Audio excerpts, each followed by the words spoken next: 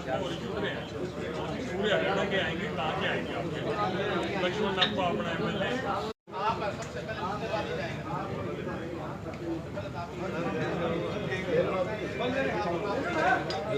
चलो मैं आ जाऊँ करनाल में हो रहा है, मैं जरूर आऊँगा। और बताऊँ सीएम साहब वाली उनसे पूछनी पड़ेगी। देखो वो अपना टाइम बोल देंगे, मैं आपकी तरफ से रिक्वेस्ट करूँगा उस चीज़ की लियाण की जिम्मेवारी मेरी ना लाओ।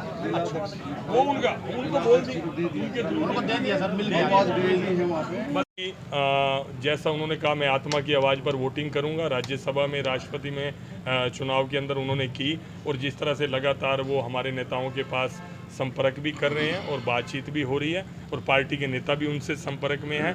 वो अपने कार्यकर्ताओं से विचार विमर्श करके, ये उनका राजनीतिक फैसला है, वो किस दल के अंदर, किस पार्टी के अंदर जाएंगे।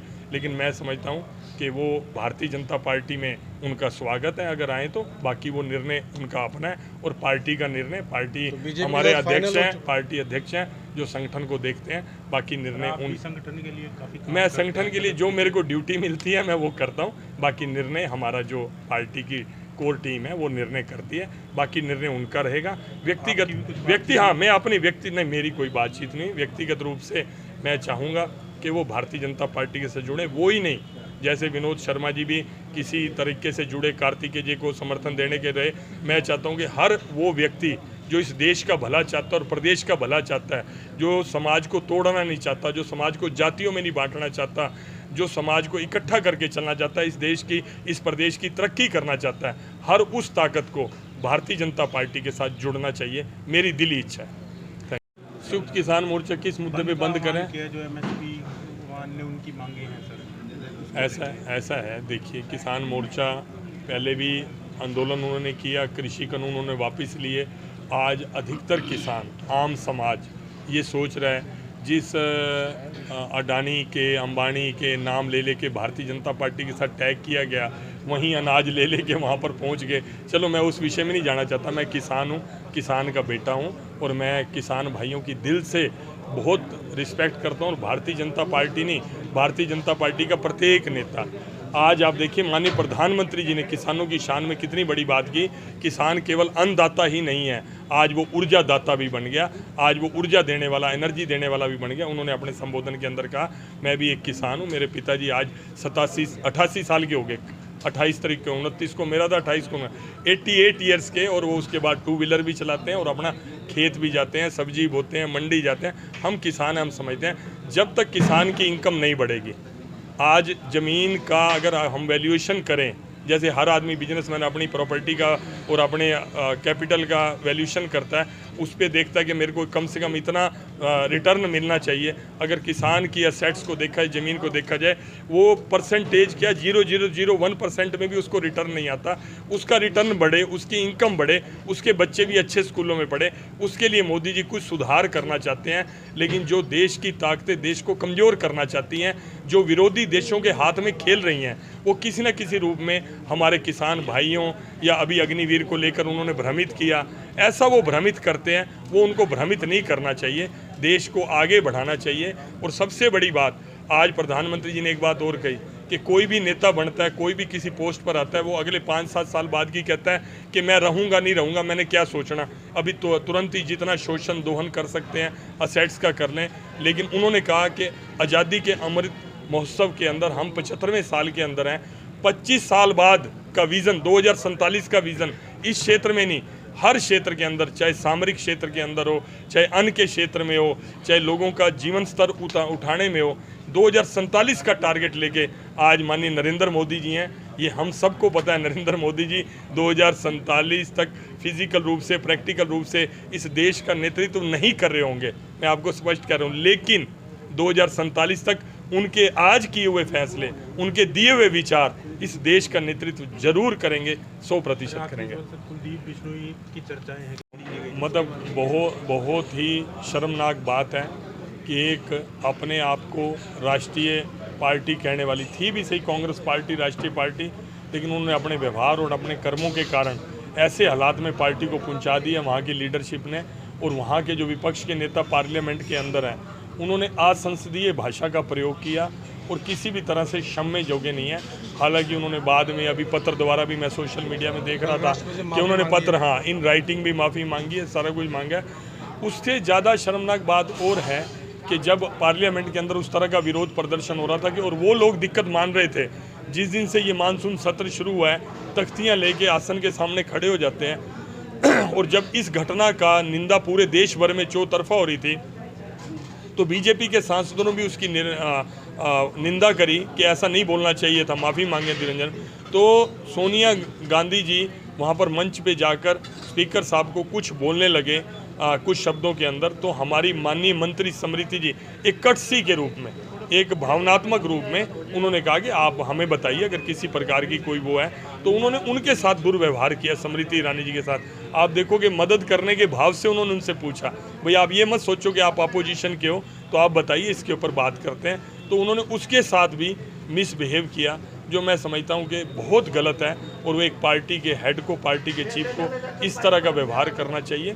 ठीक है, आपके अपने विचार हैं, हमारे अपने विचार हैं, आप समाज के आगे, मीडिया के आगे, जनता के आगे अपने भाव रखें, हम अपने भाव रखें। लगा रही है कि स्मृति ईरानी ने सोनिया गांधी के खिलाफ जो है ना, ये ऑन रिकॉर्ड है, ये वीडियो है इसका। आप पुतले जलाए नेवल में वो सब कुछ करेंगे, वो तो एक्चुअली उनको दिक्कत तो कुछ और है, वो शो किसी और से करें।